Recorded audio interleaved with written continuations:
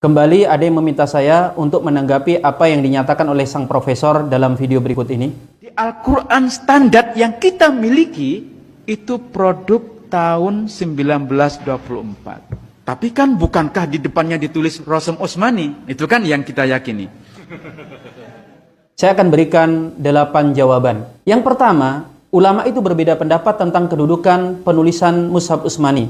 Apakah rusmun atau penulisannya itu bersifat tauqifi ataukah tidak? Artinya itu berdasarkan wahyu yang tidak boleh ada perubahan ataukah boleh saja berbeda-beda. Sehingga sebagian ulama yang berpendapat bahwa Al-Quran itu tidak harus mengikuti penulisan Mushaf Utsmani, itu menulis Al-Quran dalam standar yang berbeda. Karena perlu kita ingat bahwa bukan hanya dalam bahasa Arab tentunya, dalam bahasa dunia kadang sebuah kata ditulis dengan penulisan yang berbeda. Yang kedua, bentuk Rasm Utsmani itu memang masih sangat sederhana. Ditulis tanpa adanya titik dan baris, dan tentu masih belum menyertakan tentang tanda waqaf, kemudian hukum tajwid dan lain sebagainya seperti yang ada pada hari ini. Sehingga kemudian dari situ membuka adanya peluang ijtihad, penambahan titik, penambahan baris, yang mana perbedaan-perbedaan itu terjadi bahkan sejak awal-awal Islam.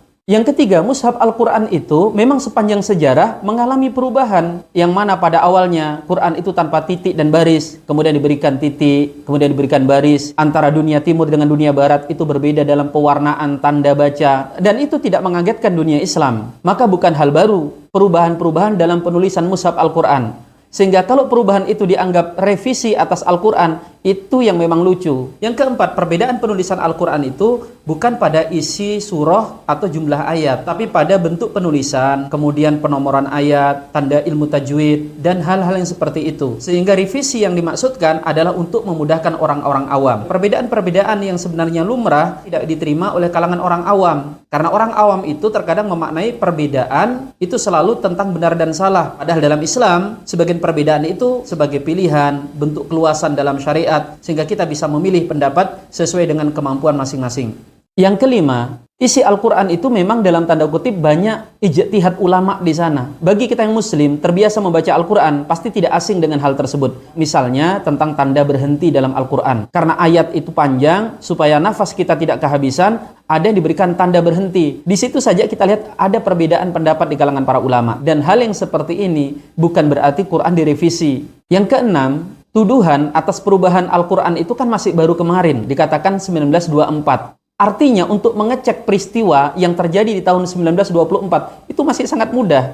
Kalau ini memang benar, ini kesempatan nih bagi siapapun yang hendak menyerang Al-Quran, kan data-datanya bisa digali. Kita bisa cek kok beritanya itu di koran terkenal Mesir, misalnya Al-Yaum. Itu hari ini beritanya masih bisa kita akses. Tapi nyatanya tidak akan bisa dan tidak akan mungkin. Karena tuduhan ini tuduhan ngawur yang tidak berdasar. Yang ketujuh, Quran dengan cetakan sebelum 1924 itu masih banyak tersedia hari ini. Bahkan di Indonesia ini ada Quran cetakan tahun 1840-an. Sederhananya, kalau hendak menuduh Quran itu berubah, kan tinggal dicari saja mushaf-mushaf Quran yang dicetak tahun 1920. Kan tinggal disandingkan, dijajarkan, nah ketahuan tuh kalau memang Quran direvisi. Tetapi tentu kalau itu dimunculkan malah menunjukkan kalau Quran itu tidak berubah sama sekali.